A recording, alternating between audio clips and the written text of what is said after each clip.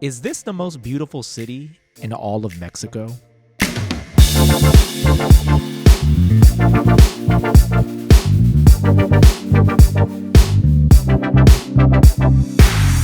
In this video, I'm taking you inside Guanajuato, the capital city of the central Mexican state of the very same name. You'll learn exactly what makes this UNESCO World Heritage Site such a vibrant place to visit and to live.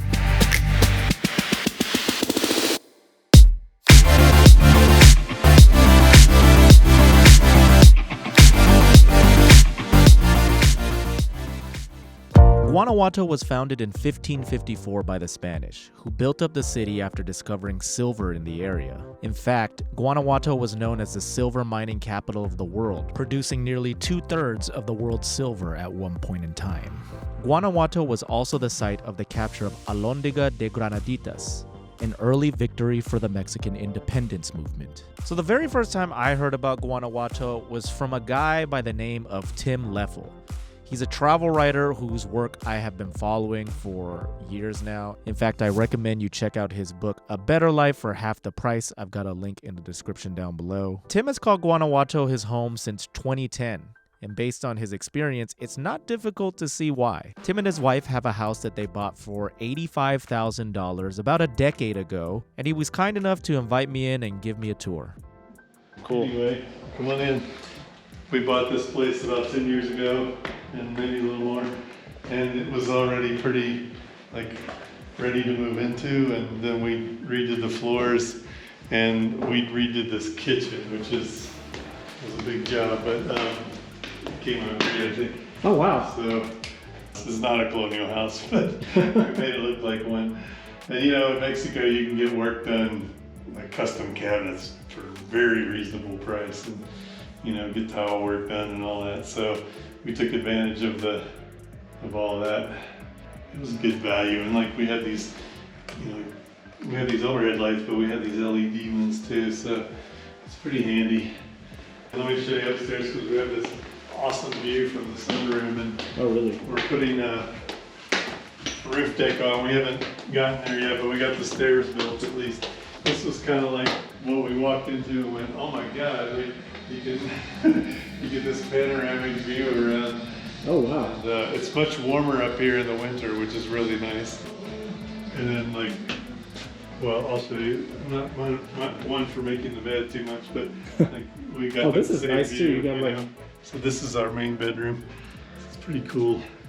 And then my daughter used to be in this other bedroom when she lived with us, but now it's my wife's office and another just spare bedroom when we need it, but she does all her yoga stuff here and everything, so. Oh, really? It works out well. We both work from home, but we're separated, which is kind of nice.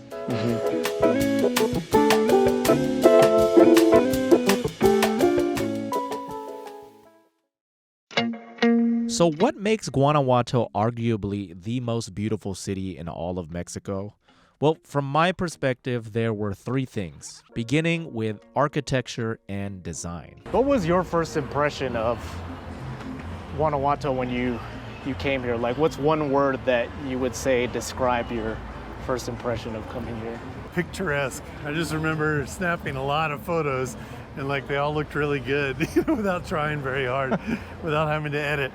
So as I mentioned earlier, Guanajuato was one of the most important mining centers in the entire world at one point. The wealth generated from silver mining in Guanajuato brought prosperity there, which fueled the construction of the picturesque architecture that Tim referenced. Every corner you walk, every corner you go, you're greeted by colorful buildings constructed in Baroque and neoclassical styles. It's kind of fun living in a place that's hundreds of years old, some of these buildings, and you can just walk around and have an interesting angle everywhere. It's kind of cool. I grew up in the US where everything's new. Unless you go to Boston, you don't find very many old buildings. And so it's kind of nice to be in a place like this with some history to it. Now, geographically, Guanajuato is located within a narrow valley, and this has had a huge influence on how the city was originally designed. You see, Guanajuato is made up of steep, winding streets and alleys, many of which are only accessible by foot. This is like an old European style layout where the cars are not the boss, you know, like it's built for walking. And so there's a couple streets with cars on them, but most of them are pedestrian only. And then they have these tunnels that go through the mountains to kind of divert the traffic. And I have not seen many cities like that. It's a unique design, I think. So here's one of the tunnels. Traffic goes under the houses through there. So just keeps some of the cars off the roads.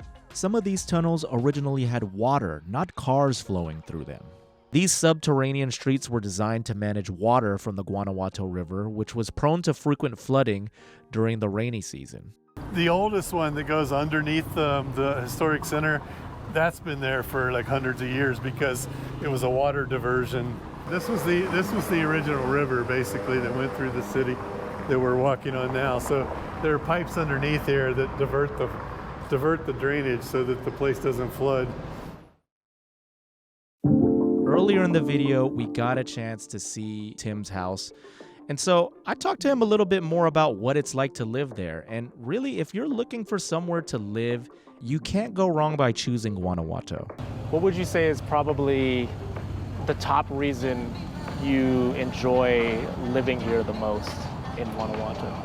Well, I like the pace of it and the fact that everybody's out and about, you know, like when you go to the center, it's full of people walking around, and it's like that all year, all the time. And I feel like people are just out mingling more and socializing more. It's not like the U.S. style where everybody is in a car all the time and then they go home and shut their garage and sit on the couch and watch TV. You know, it's more of a social culture, and the weather's nice. I mean, you could pretty much dress like this all year. It's December now.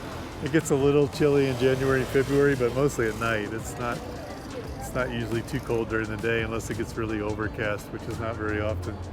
Now you're probably wondering, it's Mexico. Isn't it super dangerous there? Well, in terms of safety, the state of Guanajuato does have its issues. We can't sugarcoat that. Gang violence related to the theft of oil and natural gas, along with cartel-related violence, occurs in certain regions of the state. But in the city of Guanajuato itself, incidences of these kinds of crimes are extremely rare. I have had no problems in terms of safety. Generally speaking, here in this city, you haven't run into anything yourself, right? No, I've personally never had any problems, and the closest I've been is like one or two people removed from somebody that got robbed in the middle of the night, like walking home drunk or something, you know. And I've heard of a few people having their houses broken into when they were away for months. But, you know, that kind of stuff happens everywhere. It's not like that's unique to here. There is a lot of cartel violence in this state, but it's the same as it is in the slums of the U.S. You know, it's like the gangs against gangs. They're fighting for territory and dominance and whatever. They're not really interested in bothering tourists, you know, unless it's one of those wrong place, wrong time things. If you're comparing it to the U.S., like, is it really safer anywhere in the U.S.? Like, there's so much random gun violence there, and that is affecting innocent people, you know. That's not gang violence. That's just, you know, random shootings that, because there's such a proliferation of guns. And here, it's really hard to find a gun, to get a gun. Like, there's no legal shops to do it, you know. So the NRA maybe would say, well, only the criminals have guns. But maybe so, but they're just shooting at each other. They're not shooting at us. So my advice, instead of worrying about these rare worst-case scenarios, just be on the lookout for smaller petty crimes like pickpocketing that are common in major touristic cities around the world. I lived in Guanajuato for 3 months, and I swear to you, there was always something going on. There wasn't a weekend that went by without some sort of event happening in the historic city center. So, could you tell me a little bit more about this event, like what's going on here tonight? This event, well, it's called Encuentro de Vino Mexicano, and it's basically only Mexican. It's 2 days, and well, as you can see, there's the Presidente Municipal is joining, and the governor is here too, congressmen, and of course owners of all wineries. And this is every year that this happens? Every year, and yeah, it's been going on, I think, like for 5 years. Okay. Events like this wine festival that you just learned about are the norm here in Guanajuato. The city is host to several major cultural events throughout the year, including the annual Cervantino Festival, which happens for 2 weeks starting in mid-October. It's one of the largest cultural events in all of Latin America.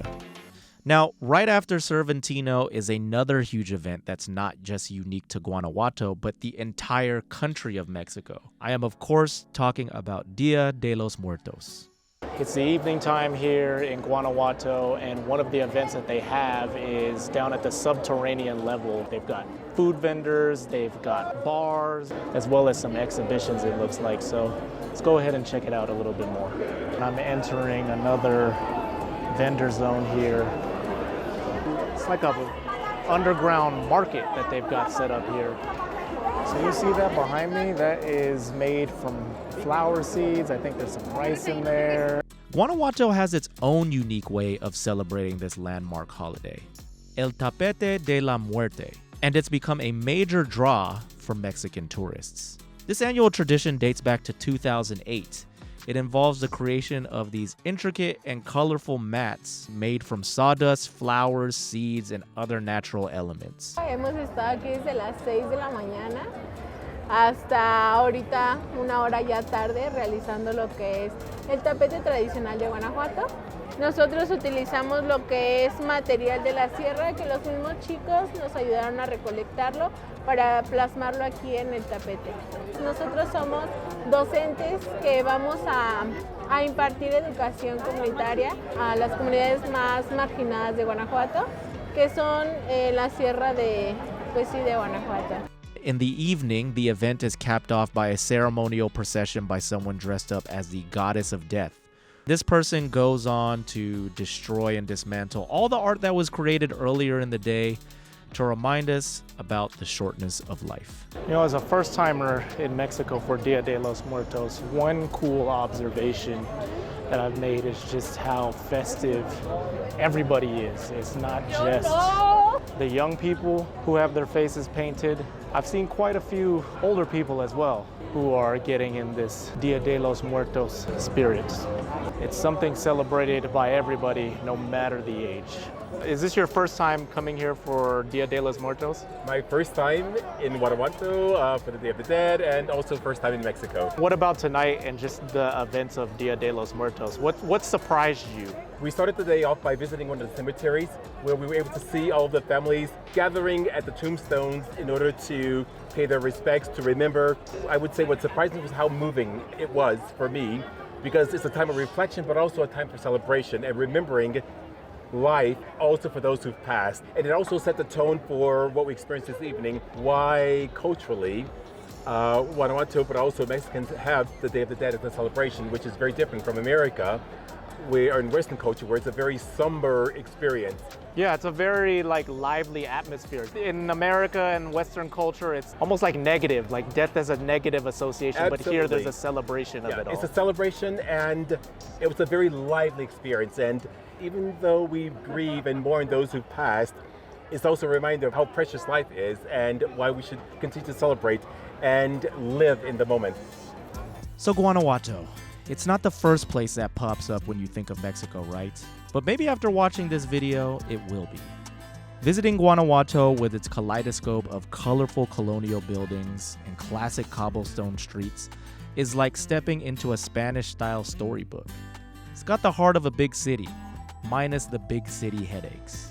Now, if this glimpse into Guanajuato has got you curious, or if you've got your own stories about the city you'd like to share, leave a comment down below. I'd love to hear from you.